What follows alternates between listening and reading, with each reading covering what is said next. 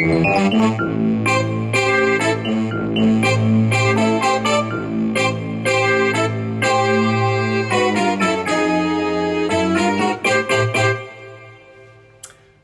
everybody and welcome to Frankenstein Chat Spotlight.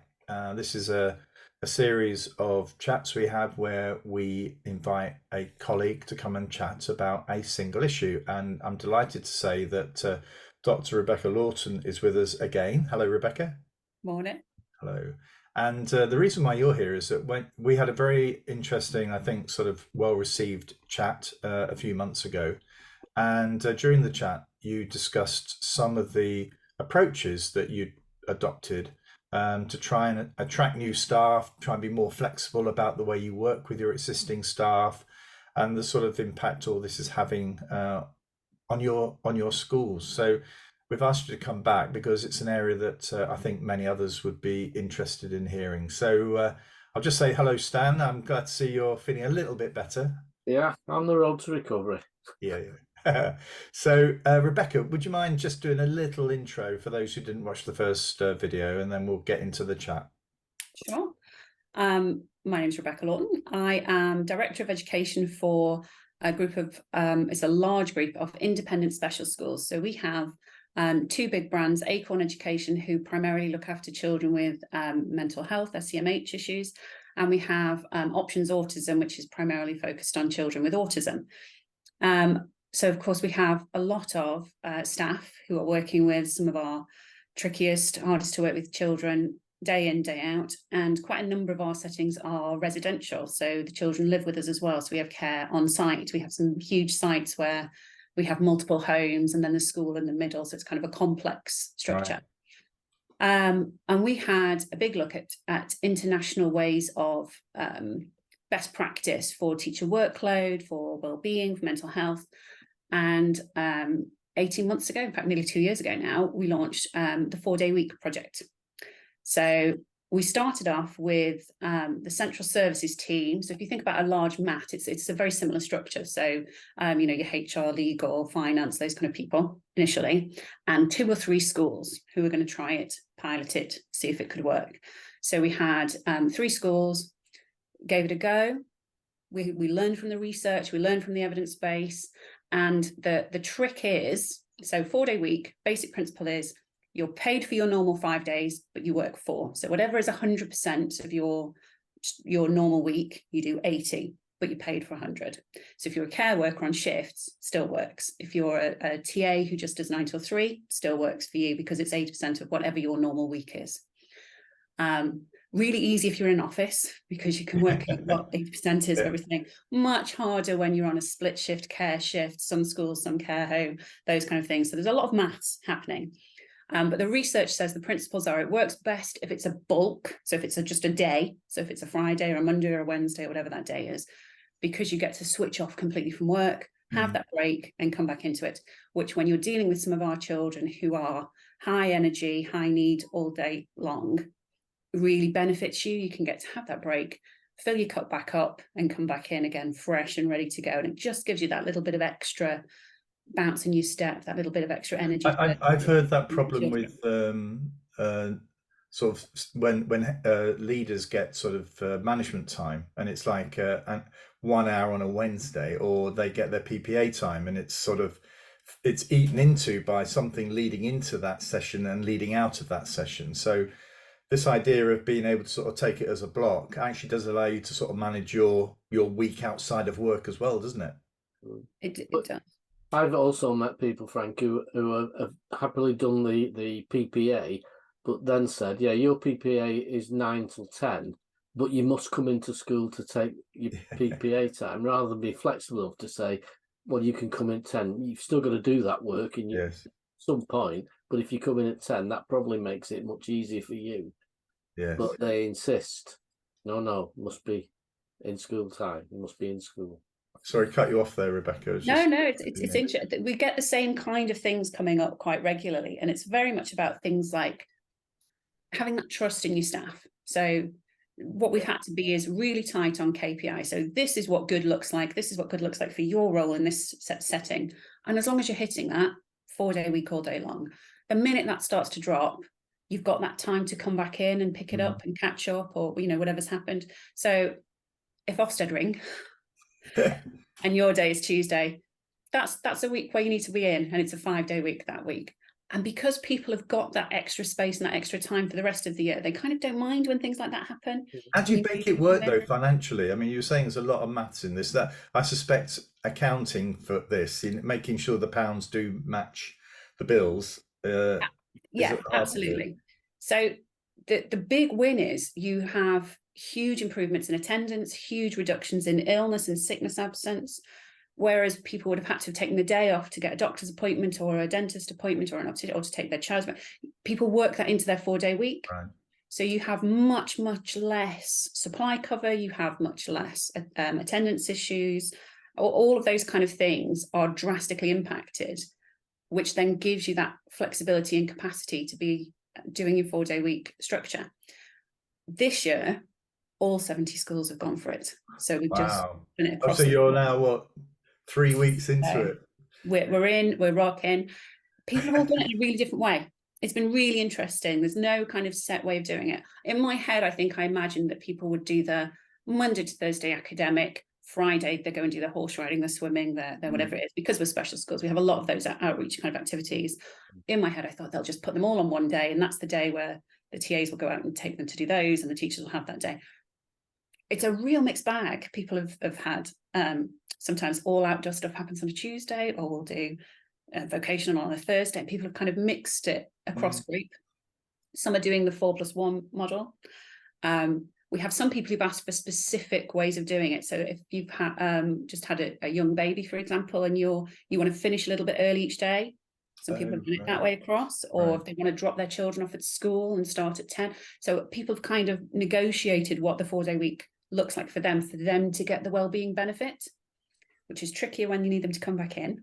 Yes. But actually, if that's what means that you have better attendance, you have better well-being, and then it works for us if it works for you, you know.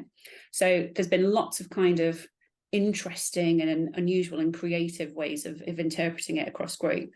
But it's really had a marked impact on workload and well-being, because people are working smarter to make sure they get that day. They're tighter on their targets and their KPI. So I need the children to have these by Thursday so I can have Friday off. So they get right to it, and they're much more focused because it's a shorter period, and you can put that kind of increased spotlight on it to get to that point. Do you think calling it? I mean, I think it sounds amazing, doesn't it? I mean, I'll get, because I know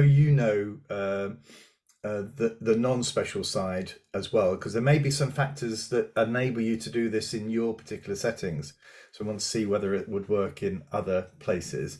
But just before I do that, do you think it's wise to call it a sort of like a 4-day week? Because the way you've described it, it feels like a slowing down day rather than, you know, because there's still, you know, to me, I'm just thinking, there's a lot of criticism, isn't there? There'll be people out there saying, well, you're paying people for, you know, doing nothing, you know. So it's just really trying how we message this for others, you know, because I'm sure if others were trying it, they might think, well, I don't know whether that'll get through. It's been really interesting. Some people have just said flat no, I'm not doing it. Oh, really? And I think some people think that it's not compressed hours. You're not working 9 till 8 to try and fit it all in the 4 days. That's not what it is. But we've done lots and lots of little kind of tactics. We've learned from America. It's much bigger in America than it is over here. So we've learned from things like, does a meeting have to be an hour? Could it be half an hour? Does it have to be half an hour? Could it be 20 minutes? Because if you get to the point in 20 minutes, you can do 3 in an hour instead of 2.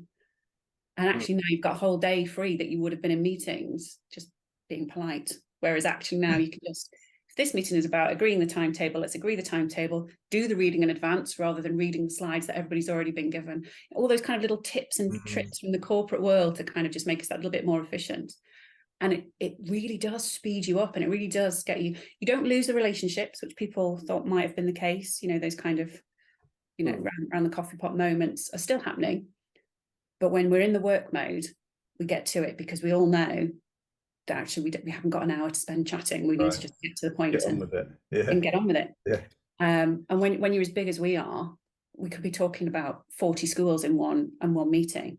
So we do the pre-read, we get the stuff ready, Right. and we're all on it. And it does keeps you really sharp, and it keeps you really kind of motivated to do the next thing and to get it. And I'm really into that kind of thing. Are you getting it? I am. The benefit for me, I'll be honest, is I always have a Friday free in the corporate end.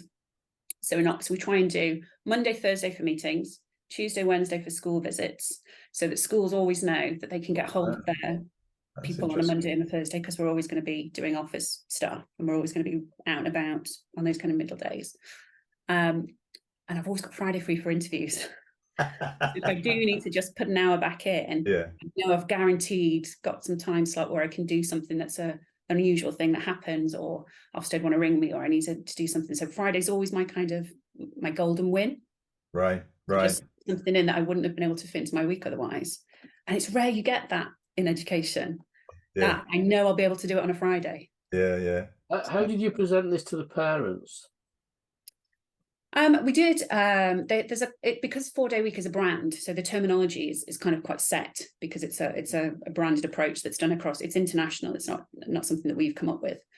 They have a series of leaflets and workshops, and we do like a parent open evening kind of thing where we explain it. The children don't know, because they're still in school for 5 days. It's not 4 days for the children. They're still getting. That's what I was coming to, because I saw some press releases when some schools were trying that, and it was the press saying, well, your school will be closed 1 day a week. What do you think about that? You've got to have your children for another day a week. That's going to put you all out of work. And absolute nonsense. But the children get their full week, and it's not a compressed week either. So they're not long days to keep the children longer. They do their normal timetable.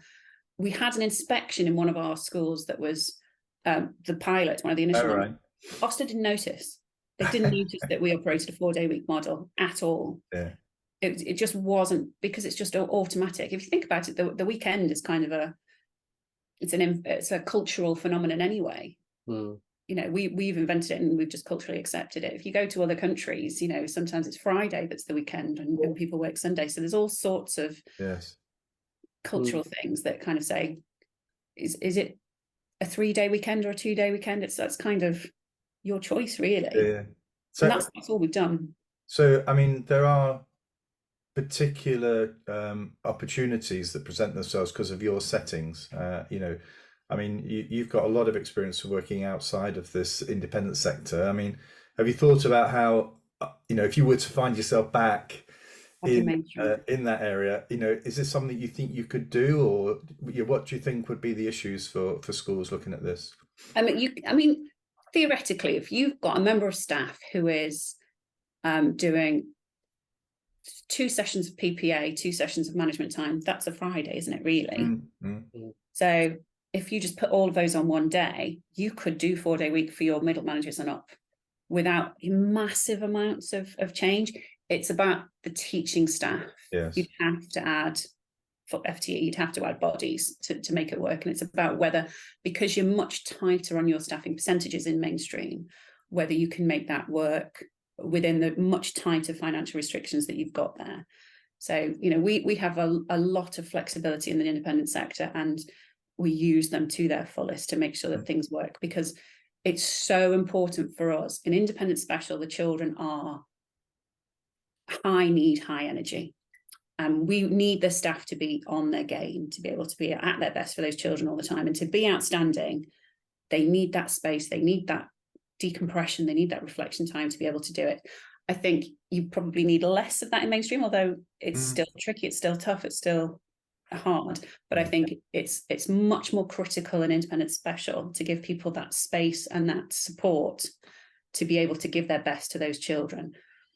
So I think it would work brilliantly in some of those settings that have those kind of nurture pathways, some of those kind of more high energy, more high need streams and groups.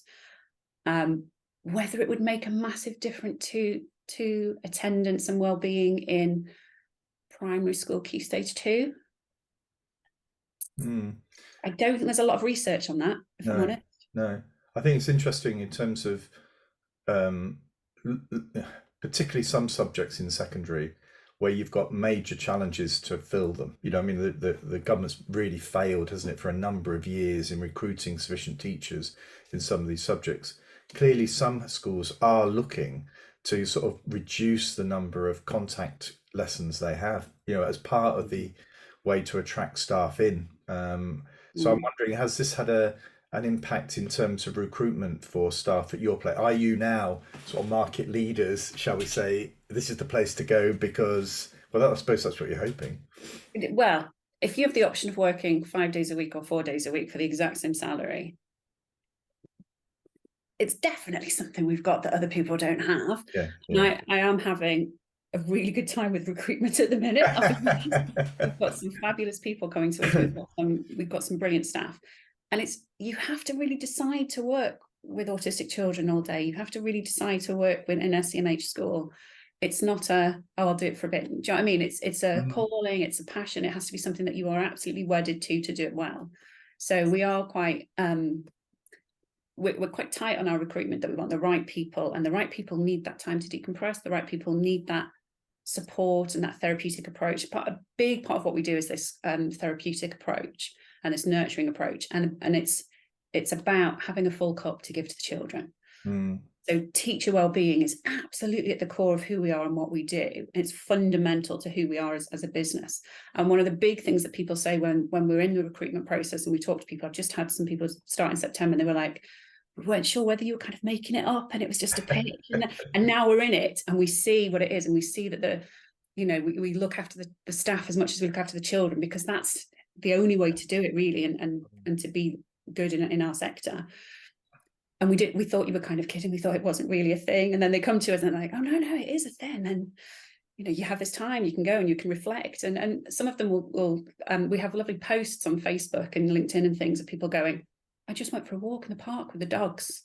Wow. Yeah. And now I can come back to school tomorrow with that story and that joy to bring back to the children. Do you think it's something you can't now reverse? Officially, it's still only a pilot. So we're the only companies doing it at this scale, I think. There was 50 who did it when we first started, from chip shops and dentists, and it was a little bit of everybody had a go. And we were definitely the biggest education. It's much bigger in America. So there's definitely some countries who've gone down this route as a standard. But I don't think anybody's kind of said, this is it forever now. But I think some of ours would be really sad if it went. Yeah. But it's funny, I'm a board member of a not-for-profit organisation called Innovate Her, which is about trying to get more women into the tech industry. But about a year ago, they went to a 4-day week. So we've been down this road with Innovate Her. The sense of recruitment's been, I mean, it's tough in the digital world, but actually, I think the feedback is that these sorts of flexible approaches have made a massive difference, and people are coming to Innovate Her who perhaps weren't thinking of doing it, and there are lots of other things as well, though. It's not just the 4 days, it's sort of leading into how do we speak to people, what are we expecting of people, how are we truly valuing their efforts, so it's led out, it's ballooned out into something much bigger than just a 4-day week sort of approach. It's definitely a kind of a cultural thing. It's about, if well-being is first, then this is one of the things that we would do so that you have the level of well-being that we want for you. And if that's a hard no for you as a company, is well-being the same priority as the other things that you've got on your top 10 list? No? Rebecca, what would you say were the biggest barriers, the things you had to get round that either you weren't expecting or that you were expecting but then proved to be difficult? People's reluctance to do it was a surprise. There was definitely a cultural gap between those people who were embracing it and going, let's go for it, let's do it everywhere, let's do it all the time, and people who were going, there's no way I'll fit in my work into 4 days, it'll be stressful for me, I want to do the. So we've had to negotiate with people to some degree that I wasn't expecting. Timetabling becomes timetable is already tricky, and it just becomes a beast of so how are we going to do this? But what you have to keep in your mind is, so if my middle leaders have Wednesday off every week, that means that if something happens and these 2-3 people don't come in, I can just pull a middle leader in. I don't have to put supply in now, because I know that they're free on a Wednesday. And if their KPI is to make sure that vocational works or that maths runs, we can do that. So that was an unexpected win, but it was also a bit of a hurdle for us, because people were going, well, I haven't booked a nursery for Wednesdays now, so I can't ever do a Wednesday. And I'm no, that's not entirely what it is, because if it falls down and you need to come back, then that's within our gift to pull you back. And if the school, God forbid, should go down in a judgment or whatever, then we all put in the extra, because what you've done there is you've gained 20% capacity instantly. Of course, yes. If you ever get into any trouble, or there's an incident or whatever, you have a retro boost. Which again we weren't expecting, and people were a bit reluctant to go, well, but I have to come in and I've already decided I was going swimming, But actually, once you get past the fact that, well, you've gained so many days of holiday a year, really, if you think about it, taking 3 of them back to get through an Ofsted and a build project actually isn't terrible. Well, it's the top end, isn't it, of saying, yes, you can go to that funeral, and we respect the fact you can go, and then when I need you for something else, you get the payback. But you're doing that now on a huge basis and on an official basis, not can I let somebody go for a wedding or a funeral or not? You've got that now baked into the system. Yes. So I would imagine there's a lot of positive support, people willing to go an extra mile because they're winning at the moment. There is. I'll tell you the other thing that's tripped us up: bank holidays. There's so many all the time. Because that's automatically a 4-day week then, and people go, yeah, but my day's Wednesday, but you've had Monday, but you've had so we've had some negotiation about what bank holidays mean. But people don't want Mondays. The same with PPA, that. People are, I've lost my day. Well, no, you haven't. So Rebecca, if people wanted to know more about what you're doing, how would they get in touch with you? LinkedIn is great. There's a lot of stuff about what we're doing on 4-day week that's across LinkedIn at the minute. There's a 4-day week website where you can have a look at the other companies who are doing it as well as us, and there's some nice little vignettes and things on there. Or you can just email me. I am at Outcomes First Group, and we'd love to talk to people who are doing similar things or who are having similar research and exploring things like this, because there's always more for us to learn, and we are very much keen to make sure that we get the best for our kids and our people. Brilliant. Well, I'll definitely invite you back for a weekly Frankistan chat towards the end of 2024 if you're still going, Stan. But thank you very much for joining us, and fascinating discussion. That was absolutely fascinating. That was a word I was thinking. That's of real interest to me because of the payback to staff. And that relationship, presumably based on trust and reward, that they will give you that extra for what they're getting. I think that's my thing about workload. Is it's not necessarily about workload, it's about going to work and the things that make it worthwhile going to work. And for schools that have gone down the line of you will do this and this, and no autonomy and no fun, that's where I think workload then becomes an issue. Whereas if you've got the flexibility, you've got a school that trusts you to do your job in the time you're allowed to do it, then it's not a workload issue, it's a work issue. What's so heartening as well, and we will finish now, this great innovation, it's fantastic. And it's as if no government's told you to do it. Just got on with it. It's great. more of this. So thank you anyway, Rebecca, and we'll see you in 2024. Yeah. Lovely to chat to you. No, thank you. Bye-bye. Yes, thanks bye-bye. very much.